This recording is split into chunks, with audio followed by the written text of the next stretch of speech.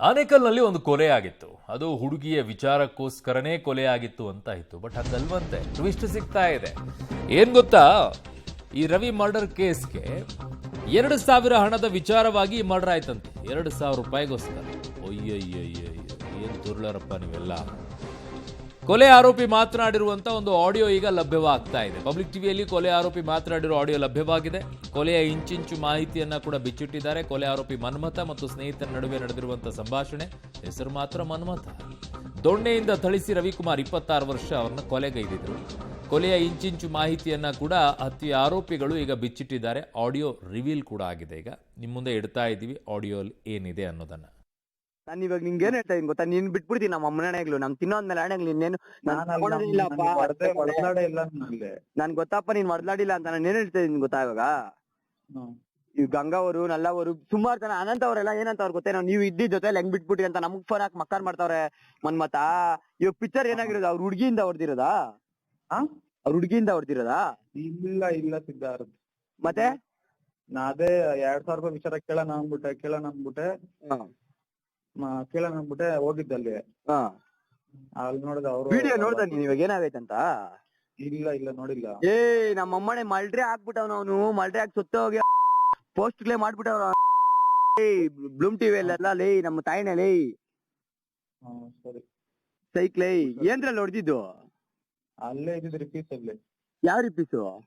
ಅಲ್ಲೇ ಕಾರ್ಪೆಂಟ್ ಅಂಗಡಿ ಇತ್ತು ಅಲ್ಲಿ, ಅದ್ರಲ್ಲಿ. ಅದೇ ಅಲ್ಲಿ ಬಿದ್ದಿರೋ ಬಾಕ್ಸ್ಗಳಲ್ಲಿ? ಬೇರೆ ಏನ್ರಲ್ಲಿ ಹೊಡೆದಿಲ್ಲ ನೀವು? ನೀನ್ ಹೊಡೆದಾ? ಇಲ್ಲ ನಾನು ಹೊಡೆದಿಲ್ಲ. ಯಾರ್ಯಾರು ಹೊಡೆದಿದ್ದು? ಮನು ಮತ್ತೆ ಮನುಷು. ಅಲ್ಲಿ ಯಾರ್ಯಾರಿದ್ರಿ? ನಾನು ವಸಂತವ್ರೆಲ್ಲ ಇದ್ರಲ್ಲೇ. ಆಮೇಲೆ ವಸಂತ ಬಿಕ್ಕಿ ಇರ್ಲಿಲ್ಲ. ವಸಂತ ಅಷ್ಟೇ, ವಸಂತ ರಾಕಿ ಇದ್ದಿದ್ದು ಅಷ್ಟೇ ಅಲ್ಲಿ. ರಾಕಿ? ಅವ್ನ್ ರಾಕಿ ಶಿಶಾ. ಇವ್ನ ಎಂಟರ್ಕು ಇವರೆಲ್ಲ ಯಾರಿದ್ದಿಲ್ಲ?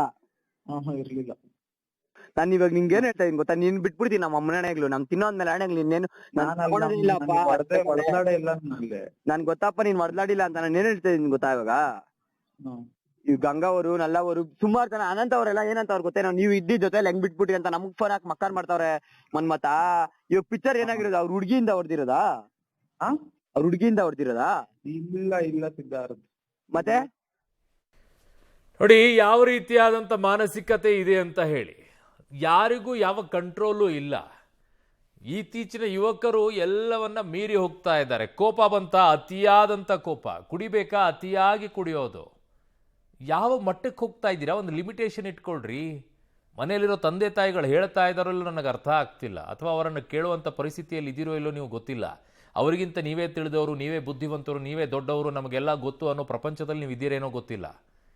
ಯುವಕರು ಯಾವ ಹಳ್ಳಕ್ಕೆ ಹೋಗಿ ಬೀಳ್ತಾ ಇದ್ದೀರಾ ಅಂತಂದರೆ, ಇತ್ತೀಚೆಗೆ ವರ್ತನೆ ಮಾಡ್ತಾ ಇರೋದು, ಕೊಲೆ ಮಾಡೋದು, ಅತ್ಯಾಚಾರಗಳನ್ನು ಮಾಡೋದು, ಕಳ್ಳತನ ಮಾಡೋದು, ರ್ಯಾಗಿಂಗು, ಏನೇನೇನೇನೇನೋ ಹೋಗ್ತಾ ಇದ್ರಲ್ರಿ. ಏನಾಗ್ತಾ ಇದೆ ಸಮಾಜದಲ್ಲಿ ಅಂತ ಹೇಳಿ. 2,000 ರೂಪಾಯಿ ಹೋಗಿ ಕೇಳಕ್ಕೆ ಹೋದ್ರಂತೆ, ರಿಪೀಸ್ ಪಟ್ಟಿ ತೊಗೊಂಡ್ರಂತೆ, ಹೊಡೆದ್ರಂತೆ, ಅವನು ಸತ್ತೇ ಹೋದ.